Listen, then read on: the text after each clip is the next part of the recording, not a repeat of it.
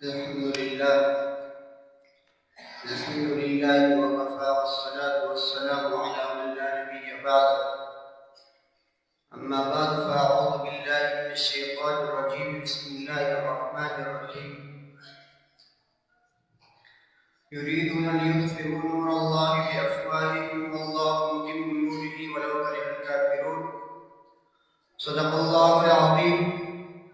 وقال النبي صلى الله عليه وسلم: لا تزال طائفة من أمتي ظاهرين على الحق لا يضرهم من خذلهم حتى يأتي أمر الله وهم كذلك، أو كما قال عليه الصلاة والسلام. عزیزان محترم، آج میں آپ حضرات کے سامنے جس موضوع کو لے کر حاضر خدمت ہوا ہوں وہ ہے دارالعلوم دیوبند اور خدمت اسلام. سامعین محترم، یہ 1857 عیسوی کا دور تھا.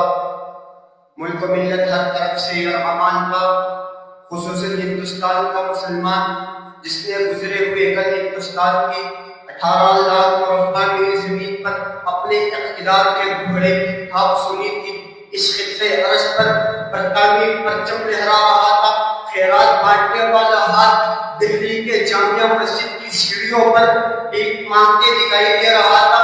جو پاؤں محملی فرش پر زخمی ہو جایا کرتے تھے وہ لوہے کی زنجیروں میں جکڑے ہوئے تھے.